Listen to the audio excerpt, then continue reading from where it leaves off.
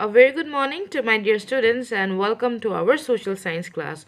So today we are going to discuss about new topic that is Surat and MASULIPATNam. Okay, so in our previous class we discussed about one more important town, that is Hampi, right? And we came to know why Hampi is regarded as one of the most important town, and it's because of the cultural heritage and also the commercial development that took place in Hampi because of various traders. Now, one question to you. What is the composition of Vishwakarma community? Okay, that's a question for you, and you have to answer me in the next live class. Okay, so let's start our class today regarding Surat and Masulipatnam. Now students, the most important agenda of knowing about Surat is that you will be able to identify and explain about the importance of Surat, and at the end of the class you will be able to identify the location of Surat orally, and will be able to explain the feature of Surat as an important town, just like we discuss about Hampi, right? Why Hampi and why Hampi could not grew as a commercial and cultural town. Rather, it led into a fall after it was defeated by the Deccani Sultans. Okay, so let's start our video today. So here is a closer look. Hampi, Masulipatnam and Surat. Hampi, it's done. Masulipatnam we are going to do next, and now let's know about Surat. So a gateway to the west, Surat. So by the first line only you can locate where Surat is located. So Surat is located in the west of India, right? So emporium of western trade during the Mughal period, right? You know this emporium word, it's very popular in Guwahati, you know, Soham Emporium.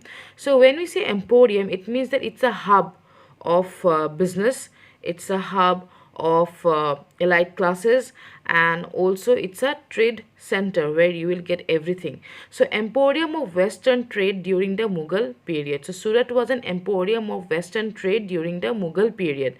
So it was gateway for trade with West Asia via Gulf of Hormuz. Surat has also been called the gate to Mecca because many pilgrim ship sets sail from here. So along with the trading center, it was also known as the center or gateway of Mecca, as all the ship used to set and sail from the area of Surat, right? So in the 17th century, the Portuguese, Dutch and English had their factories and warehouse at Surat. So who are the three important traders that had factories in Surat? Portuguese, Dutch and English. Okay, they had their warehouse and factories at Surat.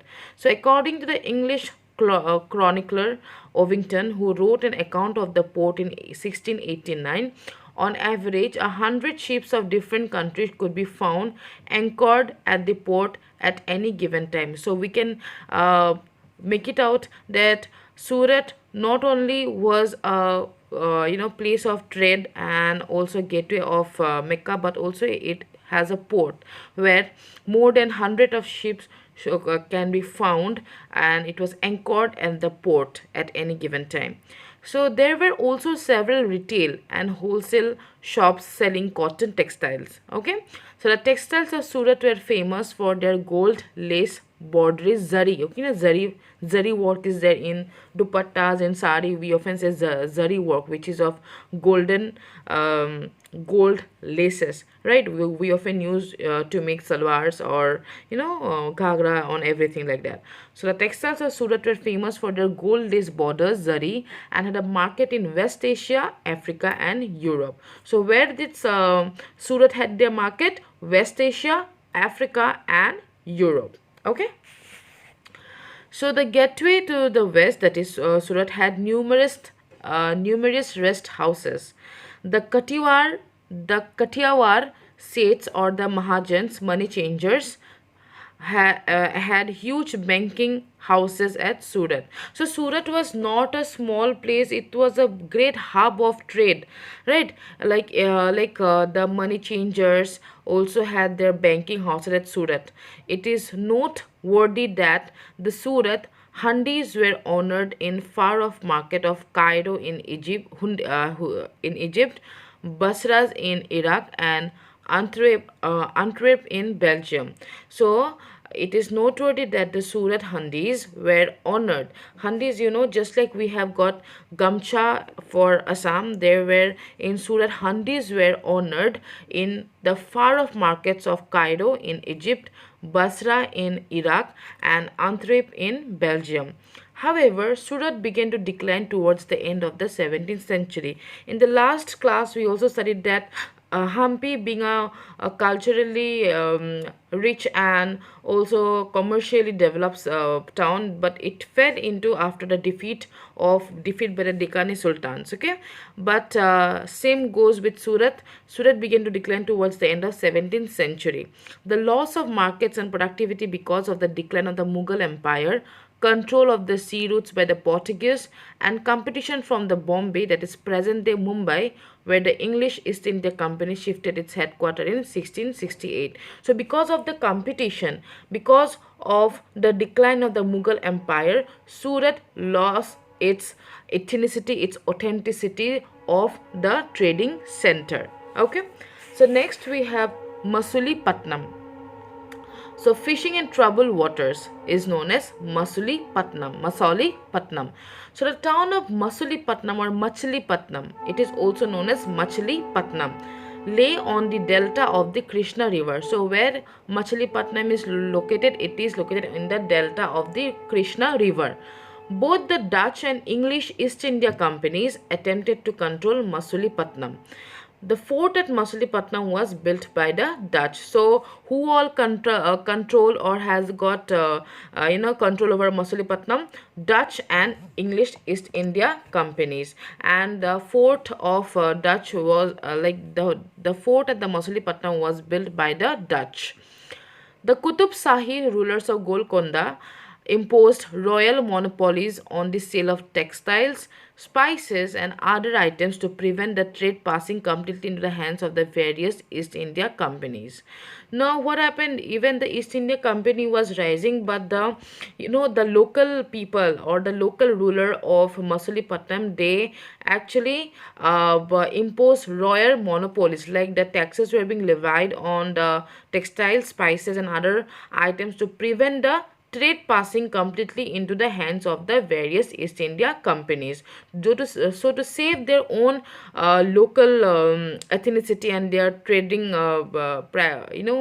trade, they started imposing royal monopolies on sale of textiles, right? So fierce competition among various trading groups, the Golconda, Persian merchants, Telugu Komati Chettis, and European traders made the city populous and prosperous. So these were the group of people who made Masulipatnam as most popular and prosperous city.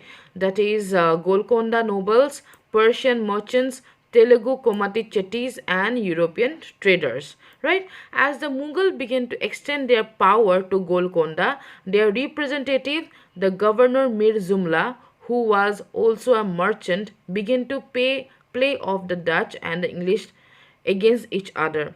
So in 1686 and 1687, Mughal Emperor Aurangzeb annexed Golconda. So what they did, the Mughals began to extend their power to Golconda, their representative, right? So the governor Mir Jumla, who was also a merchant, began to play between the Dutch and created a lot of problem between the Dutch and the English traders, and they made enemy towards Dutch. They made Dutch and English they made them rivals. Okay, this Mir Jumla. So in 1686 and 1687, Mughal Emperor Aurangzeb annexed Golconda. Okay. Now this caused the European companies to look for alternatives, because what happened, already the Mughal Emperor annexed Golconda. So that's why European companies were finding for alternatives. So it was a part of the new policy of the English East India Company that it was not enough if a port had connections with the production centers of the hinterland. So you know what is hinterland? We studied hinterland was where the fortified area where soldiers were surrounded, right? So the new company trade centers, it was felt should combine political, administrative, and commercial roles. So, as the company traders moved to Bombay, Calcutta, and Madras, Masulipatam lost both its merchant and prosperity and decline in the course of 18th century, being today nothing mere than a dila- di- di- sorry dilapidated little town. So the new company trade centers, like they felt that they should combine political, administrative, and commercial roles, and because of this, companies traders moved to Bombay, like they moved from Masulipatam to Bombay, then Calcutta and Madras, that is Chennai, present day Chennai. And because of the ignorance of the all the groups who were regarded as a prosperous community for making the Masulipatam famous, these groups left Masulipatam, hence leaving Masulipatam just like a dilapidated little town. So although these three cities, Hampi, Masulipatam, and Surat, became famous for very good reasons, but they could not survive because of certain ignorance and defeat, and also, yeah, mainly defeat by the people.